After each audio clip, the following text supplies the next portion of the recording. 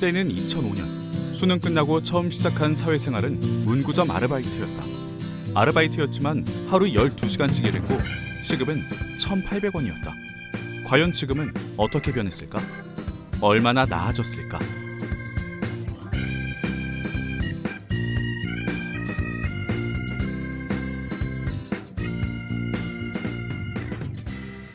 국내에서 아르바이트라는 임시 일자리는 1970년대부터 활발한 움직임을 보이기 시작했다.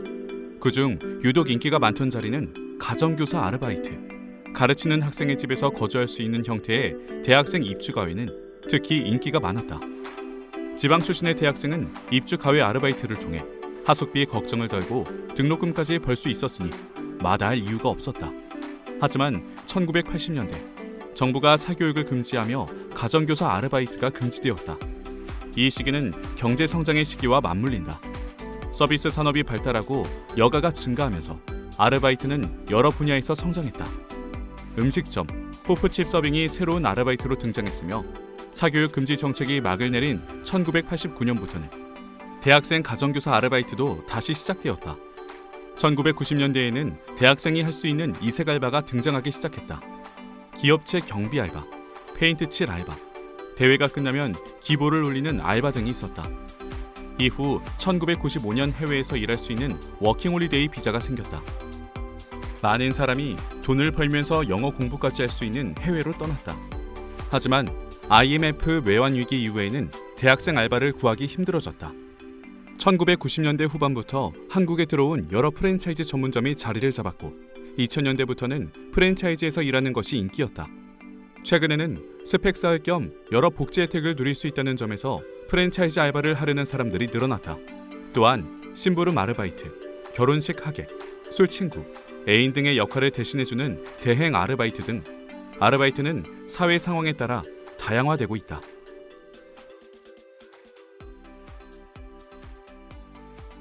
다양화된 일자리만큼 벌이도 괜찮아졌을까? 노동시장의 변화로 인해 아르바이트 시장에도 변화가 찾아왔다.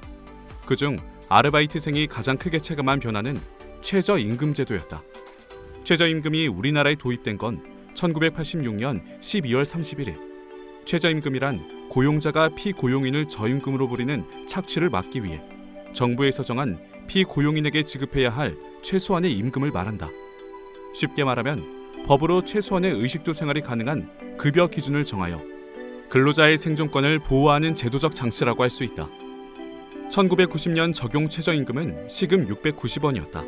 이후 꾸준히 상승세를 보이다가 2000년에 들어서서 1,600원에 도달했고 2010년에는 4,110원, 현재 2021년에는 8,720원으로 이결되었으며 월급으로 치면 180만 원 정도가 된다.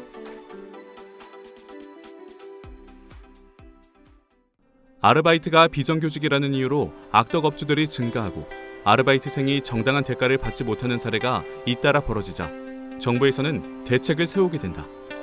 2004년 7월 임금 비정규직인 아르바이트도 임금을 목적으로 근로를 제공하는 자로서 인정받으면서 근로기준법에 따르게 되었다. 근로기준법 제55조 사용자는 근로자에게 일주일에 평균 1회 이상의 유급휴일을 주어야 한다. 에 따라 주 5일제 근로자의 경우 만근시 하루의 유급휴일이 주어진다. 주 5일 근무하지 않더라도 주 15시간 이상 일하는 근로자라면 주휴수당을 받을 수 있다. 또한 법정 근로시간인 하루 8시간, 주 40시간을 초과했을 때는 초과수당이 지급된다. 만약 저 기준을 초과했을 경우 시간당 시급의 1.5배를 지급해야 한다. 이때 초과시간을 따질 때는 휴게시간을 빼야 한다. 법적으로 하루 근무시간이 4시간 이상일 때 30분, 8시간 이상일 때 1시간씩 휴게시간을 주게 돼 있기 때문에 이 시간을 제외하고 초과한 시간만큼 초과수당을 받을 수 있다. 야간수당 또한 시급의 1.5배를 지급해야 한다. 이때 야간수당의 적용 기준은 오후 10시부터 오전 6시까지 근무했을 때이다.